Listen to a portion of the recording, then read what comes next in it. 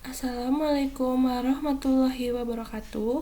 Perkenalkan, nama saya Widi Dwi Wahyuningrum.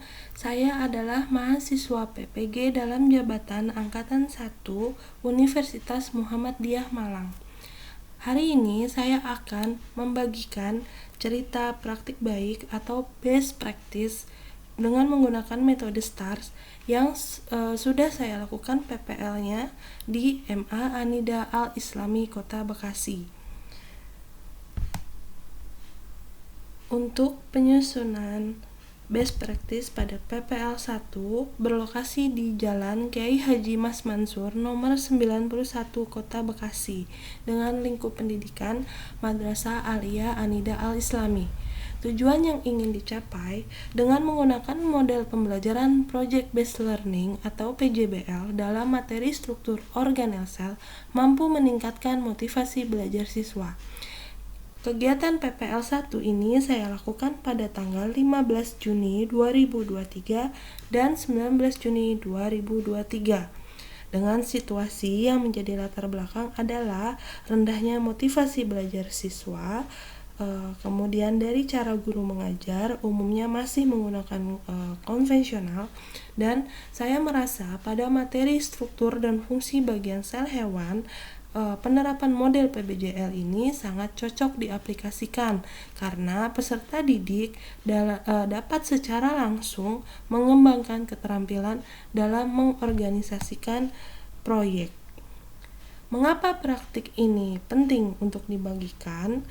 Karena dengan diadakannya praktik ini, kita bisa bersama-sama melihat secara nyata kelebihan dan kekurangan praktik dan dapat menentukan solusi yang tepat untuk mengatasi permasalahan sehingga kita bisa memperbaiki dan menyempurnakan solusi yang tepat untuk menyelesaikan masalah. Lalu peran saya atau tanggung jawab saya di dalam praktik ini adalah sebagai guru yang bertanggung jawab dalam proses pembelajaran dengan menerapkan model PJBL. Tantangan yang saya hadapi pada saat proses kegiatan PPL 1 salah satunya adalah dalam pencarian bahan ajar lebih terfokus terhadap sumber buku yang sudah ada. Yang kedua, peserta didik belum terbiasa dengan pembelajaran berkelompok. Yang ketiga, dalam kegiatan diskusi peserta didik masih kurang berkolaborasi. Lalu yang keempat, guru kurang variatif dalam menggunakan model pembelajaran. Dan yang kelima, penyesuaian jam mengajar dan jadwal PPL yang saya lakukan. Siapa saja yang terlibat dalam praktek PPL 1 ini? Yang terlibat yang pertama ada dosen pembimbing, lalu ada guru pamong, kepala sekolah, guru, peserta didik, dan rekan guru atau teman sejawat yang membantu mengambil video dan memberikan masukan dan koreksi baik dalam pelaksanaan maupun setelah pelaksanaan praktik pembelajaran. Langkah yang saya lakukan untuk menghadapi tantangan ini adalah dengan menggunakan metode dan model pembelajaran. Yang tadi itu saya memilih model pembelajaran PJBL. Kemudian untuk penyesuaian jam mengajar dan jadwal PPL yang saya lakukan, itu saya lakukan dengan menggunakan jadwal mengajar di kelas dan dilakukan setelah ujian PAT supaya tidak mengganggu pada saat ujian. Kemudian, untuk menumbuhkan motivasi belajar peserta didik, yang saya lakukan adalah dengan melakukan kegiatan pembelajaran yang menyenangkan, tentunya yang berpusat pada peserta didik, di mana tahapan-tahapan kegiatan tersebut disesuaikan dengan sintaks model pembelajaran yang dipilih dan dirancang oleh guru dalam modul pembelajaran.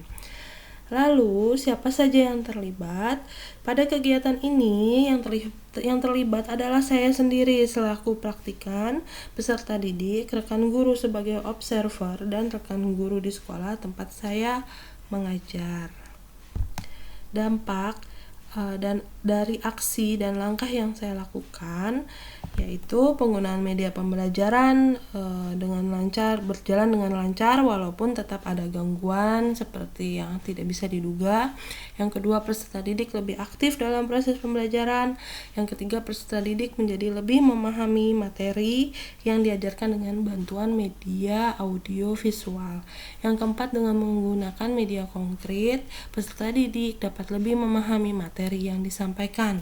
Apakah hasilnya efektif?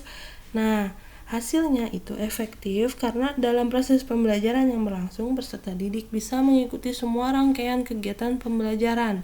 Dari hasil observasi, hampir 95% terjadi peningkatan pada motivasi belajar.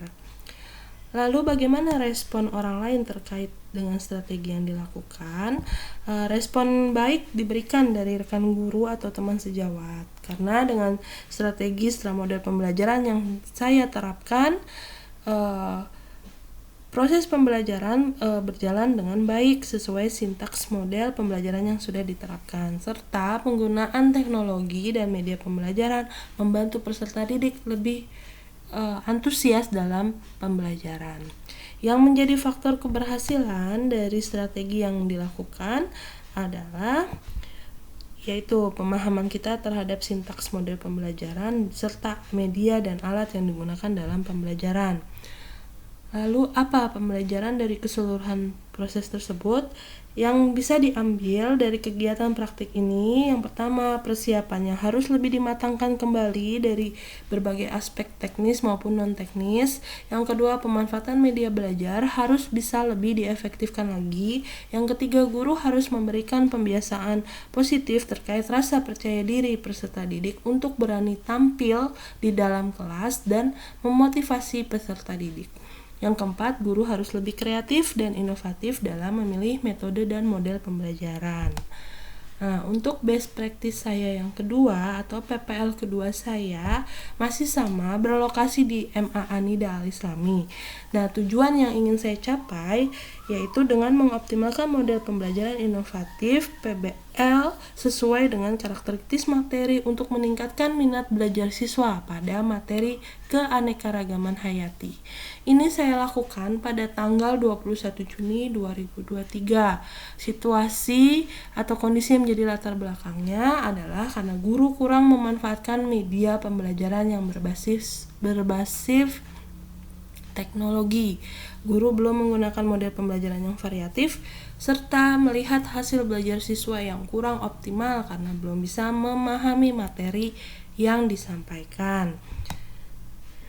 Mengapa praktik ini penting untuk dibagikan? Karena dengan diadakannya praktik ini dapat mengatasi permasalahan pembelajaran dengan menggunakan pembelajaran yang inovatif dan variatif, yaitu model PBL, serta juga sebagai referensi bagi guru yang lainnya. Untuk peran dan tanggung jawab saya juga sama, saya sebagai guru yang bertanggung jawab dalam proses pembelajaran PBL. Kemudian tantangan yang saya hadapi masih sama juga dengan PPL yang pertama ya. Tantangannya adalah peserta didik belum bisa terbiasa dengan pembelajaran berkelompok. Kemudian dalam kegiatan berdiskusi juga kurang berkolaborasi. Lalu guru kurang variatif dalam menggunakan model pembelajaran serta penyesuaian jam mengajar. Yang terlibat juga masih sama. Kemudian langkah yang dilakukan yaitu yang pertama ya dengan menggunakan model dan metode PBL dengan model pembelajaran PBL dengan metode ceramah, variasi, diskusi kelompok dan tanya jawab. Kemudian sama untuk penyesuaian jam mengajar dilakukan setelah ujian PAT. Kemudian untuk penggunaan media pembelajarannya juga digunakan yang sangat menarik, dan untuk menumbuhkan minat belajar dilakukannya dengan sesuai modul yang sudah dibuat. Lalu dampaknya untuk penggunaan model dan media pembelajaran bisa berjalan dengan lancar, lebih aktif dalam proses pembelajaran, juga dalam menggunakan media yang menarik peserta didik itu dia menjadi lebih memahami. Kemudian apakah hasilnya efektif?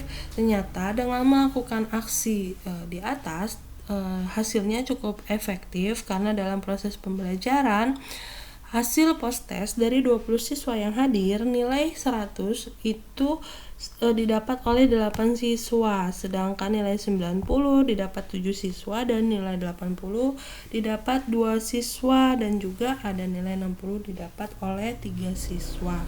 Untuk penilaian LKPD dari 20 siswa yang hadir, nilai 95 untuk 10 siswa, 90 untuk 10 siswa. Dari sini saya dapat menyimpulkan terdapat peningkatan hasil belajar siswa dari pembelajaran sebelum menggunakan pembelajaran inovatif, dan dari hasil observasi hampir 95% siswa menyukai model dan metode pembelajaran yang diterapkan oleh guru. Bagaimana respon orang lain terkait dengan strategi yang dilakukan? Respon baik diberikan dari rekan guru, teman sejawat, karena dengan strategi model pembelajaran yang saya terapkan, proses pembelajaran dapat berjalan dengan baik. Juga dengan menggunakan teknologi dan media pembelajaran membantu peserta didik lebih antusias dalam pembelajaran. Nah, yang menjadi faktor keberhasilan dari praktik ini yaitu dengan menggunakan media dan alat serta modul yang digunakan. Lalu pembelajaran yang bisa diambil dari kegiatan ini, pertama memang persiapan harus lebih dimatangkan kembali. Kemudian guru harus bisa memberikan pembiasaan positif, dan guru harus lebih kreatif dan inovatif dalam memilih metode dan model pembelajaran. Demikian best practice yang saya buat. Terima kasih telah menyimak. Sekian, wassalamualaikum warahmatullahi wabarakatuh.